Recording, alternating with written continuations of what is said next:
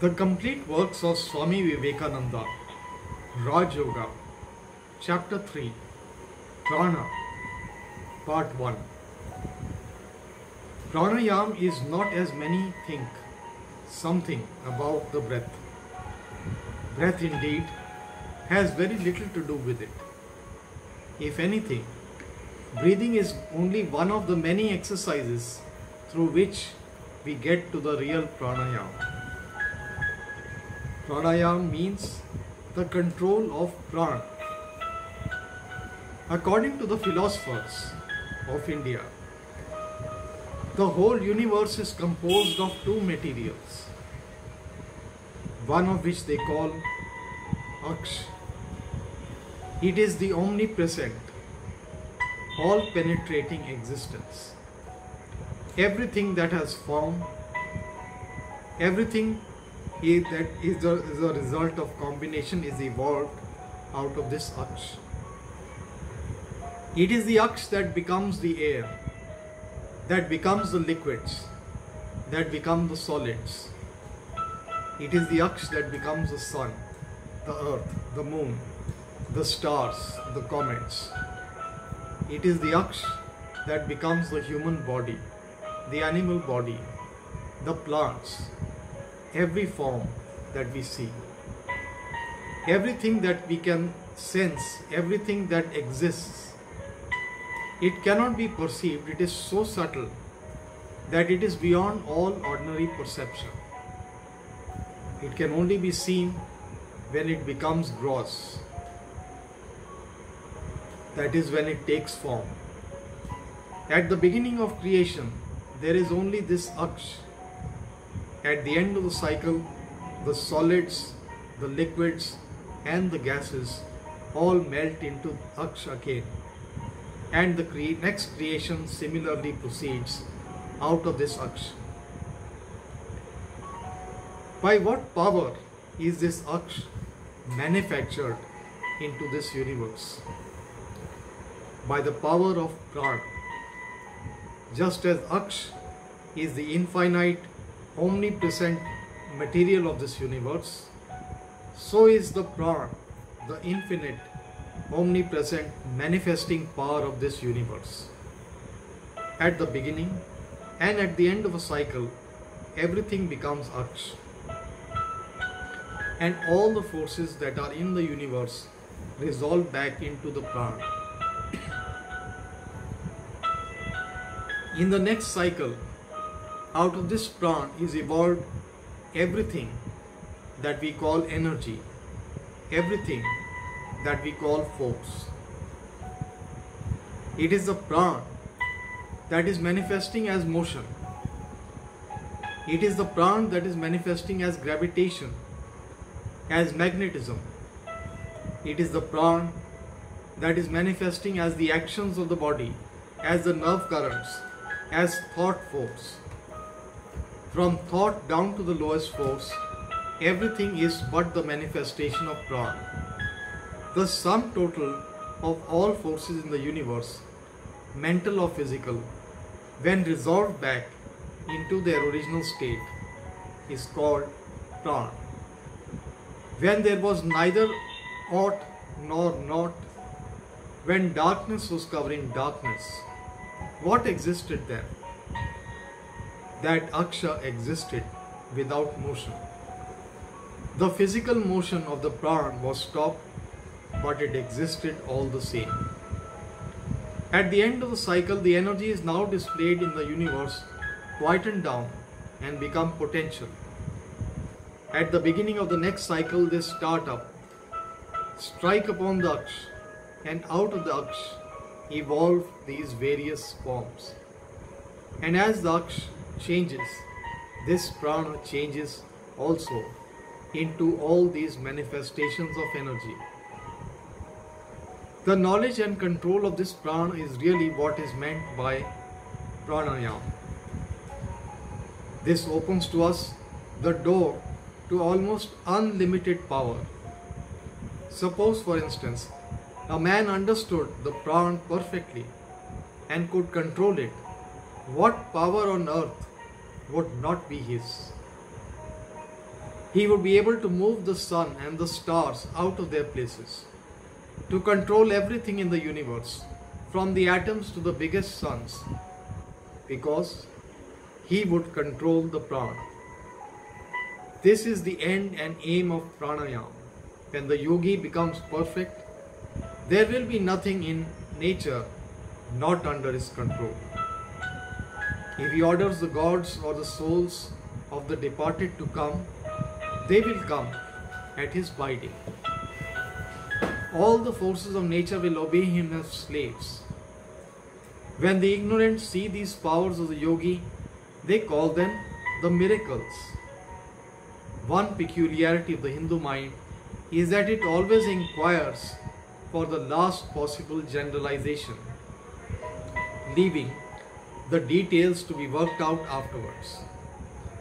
The question is raised in the Vedas, what is that knowing which we shall know everything? Thus all books and all philosophies that have been written have been only to prove that by knowing which being is known. If a man wants to know this universe bit by bit, he must know every individual grain of sand, which means infinite time. He cannot know all of them. Then how can knowledge be? How is it possible for a man to be all-knowing through particulars? The yogis say that behind this particular manifestation, there is a generalization. Behind all particular ideas stands a generalized and abstract principle. Grasp it and you have grasped everything.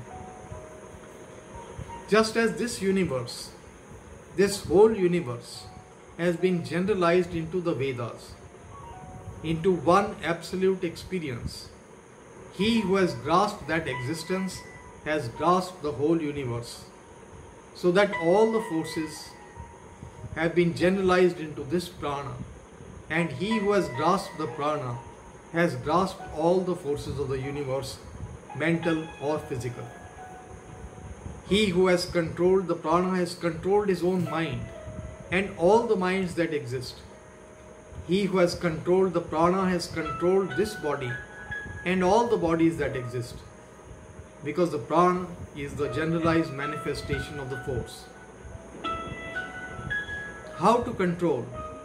The prana is the one idea of pranayama. All the trainings and exercises in this regard are for that one end. Each man must begin where he stands, must learn how to control the things that are nearest to him.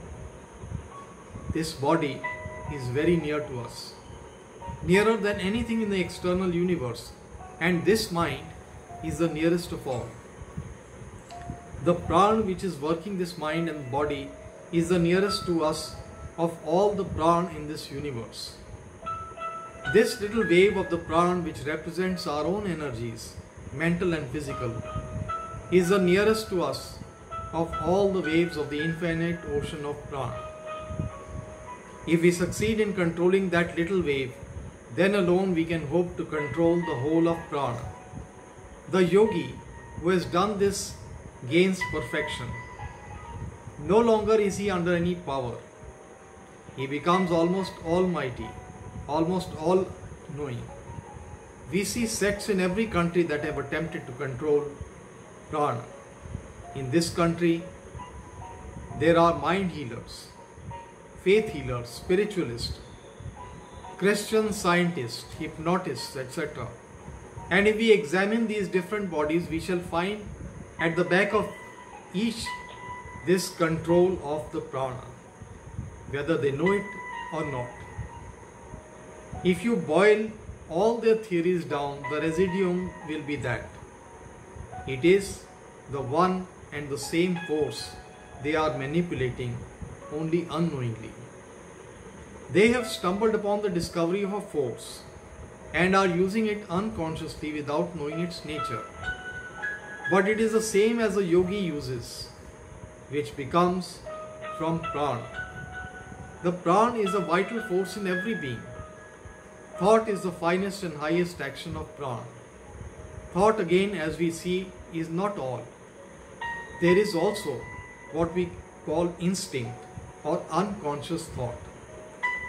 The lowest plane of action. If a mosquito stings us, our hand will strike it automatically, instinctively. This is the one expression of thought. All reflex actions of the body belong to this plane of thought. There is again the other plane of thought, the conscious. I reason, I think, I see the pros and cons of certain things. Yet, that is not all. We know that reason is limited. Reason cannot go only to a certain extent, and beyond that it cannot reach. The circle within which it runs is very, very limited indeed. Yet, at the same time, we find facts rush into this circle. Like the coming of comets, certain things come into this circle. It is certain that they come from outside the limit, although our reason cannot go beyond. The causes of the phenomena intruding themselves in this small limit are outside of this limit. The mind can exist on a still higher plane, the superconsciousness. When the mind has attained to that state, which is called samadhi, perfect concentration, superconsciousness, it goes beyond the limits of reason and comes face to face with facts which no instinct or reason can ever know. All manipulations of the subtle forces of the body, the different manifestations of the prana, if trained, give a push to the mind, helping it go up higher and become superconscious, from where it acts.